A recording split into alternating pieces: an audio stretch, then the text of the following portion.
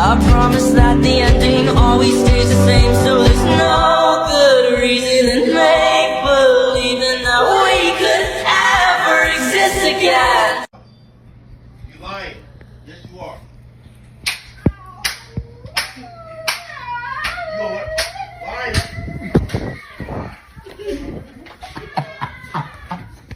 When I shared my story of abuse, I received so much love and support from all of you and learned how others were inspired to bravely come forward about their own experiences. I am so excited to be partnering with the Barbara Sinatra Children's Center, an organization dedicated to fighting child abuse and ensuring every child's right to a healthy and safe childhood. The COVID-19 pandemic has brought a new focus to child abuse and the importance of keeping children safe. The #FightChildAbuse campaign is a response to the urgency of the situation as it builds on their more than 30-year legacy and how they use their tools and strategies to reach parents and children where they are today, online. More than 2 million children in the U.S. will be reported as abused each year. Thousands will die as a result of the abuse. To learn more and for resources, please visit fightchildabuse.org and remember that you are not alone.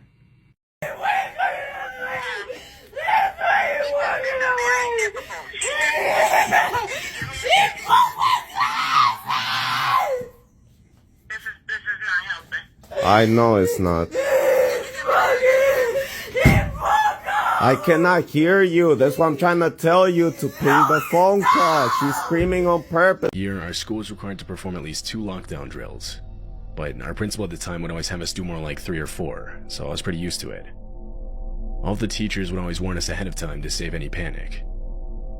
That morning, as I walked into my first period class... I ain't ever have teachers warn me about a fucking lockdown in high school. That shit just happened. I loved lockdown drills. Even though I thought the drills were dumb, because a lot of the time I thought it was stupid for, like, school shooter drills and shit, because it kind of, like, instilled not moving. I know different states do different school drills in different schools and shit, but mine, I always thought my drills were dumb. Even though I thought the drills were dumb, it wasted class time.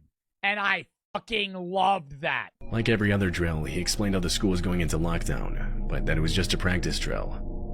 He explained that should there ever be a real lockdown, the buzzer would sound for longer, and there would be no intercom announcement. Our teacher instructed all of us to shut the curtains and go into the corner of the classroom that was not visible from the outside door.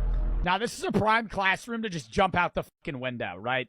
This is a prime classroom because that's the door you hear. You hear the school shooter drill thing? Yep. Open that bitch. Jump out.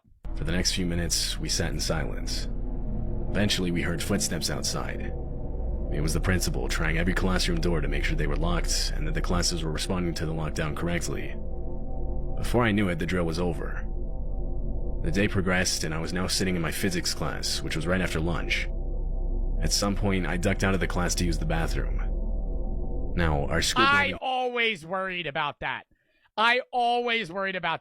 What if I'm in the bathroom during a school shooter drill?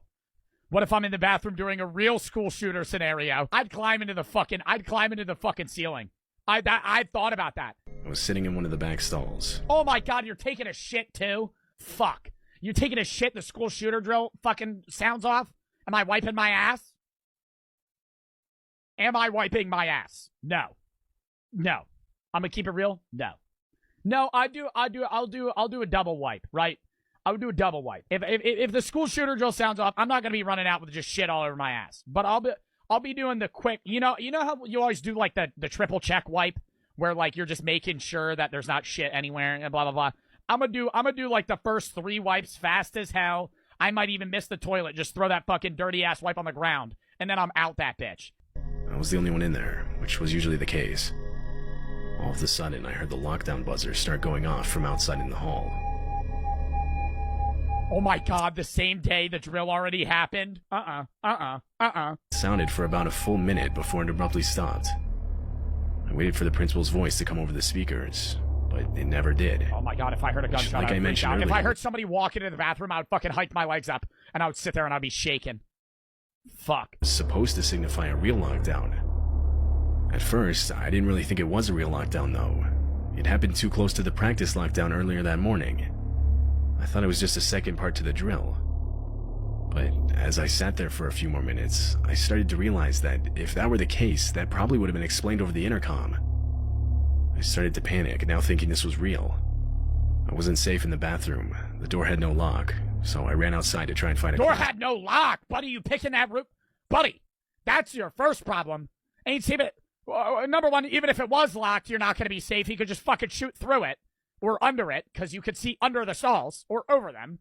Number two, you're taking a shit with a stall with no lock? There wasn't much for options in that basement. It was also hard to see now that they turned the hall lights off. But I did eventually find a classroom door. I tried the handle. It was locked. I looked in through the glass part of the door. That's what happened in the Parkland shooting. The fire alarm had a drill at the beginning of the day, and then the shooter pulled up at fourth period. Oh, it's probably confused them. In one of the corners, I could barely make out a kid hiding. There was a class inside. I banged on the door, explaining that I was a student and trying to hide. I got no response. And that's where I run outside. And that's when I bolt outside as fast as I can. Wherever outside is, that's your only bet. If you're just standing in the hallway, they're not going to let you in. Because you could be the school shooter. I realized protocol was to never let anyone inside. Take a close look at this young mother and daughter. It looks like they're having a good time bonding with each other, smiling, dancing, and sharing their bonding moments on TikTok. It makes you think of their relationship as cute and intimate, which is how this mother wanted to show their relationship to the world. Well, that will definitely change at the end of this video, because by the end, you won't think this mother is so loving. And I have to warn you, this topic is not a joke, because what you are about to see will leave you speechless. Because not long after this video was recorded, the daughter died. And her death will not only make you shiver with fear, it will make you reconsider your idea of what it means to be a mother or a parent. Because the truth is, the person who murdered this little girl was her own mother. This is Nicola Priest, mother of Kaylee. Both are from England, and they love to show off their life on TikTok. Nicola would always share videos of her dancing and having fun with her daughter, but little did everyone know that all of this was just a lie, a show put on for the camera to get views and comments. The reality was quite the opposite, because when it came to their relationship, the mother was a woman who didn't pay any attention to her 3-year-old daughter, as you can see in this video taken by security cameras. But from here, things only get darker, because not only was Kaylee emotionally and physically abused by her own mother, but she was also abused by her mother's boyfriend. The night Kaylee died, her mother's boyfriend stayed over. He wanted to be intimate with Nicola, but her daughter refused to sleep alone. And that's when they decided to beat her to stop her from crying. And Kaylee got so injured that she didn't make it through the night. The next morning, Nicole called the police when she realized her daughter was dead. They noticed that Kaylee had multiple bruises, and her mother was taken away as a suspect. But up until this moment in time, there was not enough evidence to arrest her. A month later, Nicole posted this video on her TikTok singing a song for her dead daughter. I'm sorry, Mom and Dad.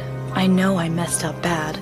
I should have done better. She wrote this as a caption, and a few days later she posted a video tribute to her daughter on TikTok and wrote this: I love you so much, darling. Mommy will never forget you ever. R.I.P. Angel. But it was already too late. Everybody commented on her video and didn't buy her fake tears over her daughter's death. Now what you're gonna hear next is really twisted. She later posted videos on TikTok dancing like nothing had ever happened and posted this caption: love my makeup purchase. Everything goes perfect. She was later found guilty when messages with her boyfriend came to light. In the end, both Nicola and her boyfriend were found guilty of manslaughter. They were sentenced to 14 and 15 years in jail. But what do you guys think?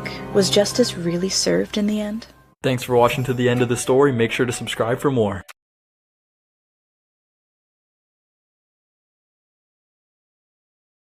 Hell yeah! Light. Out of sight. Atención. Cierre por emergencia. Puertas bajo llave. Luces apagadas y fuera de la vista. And there.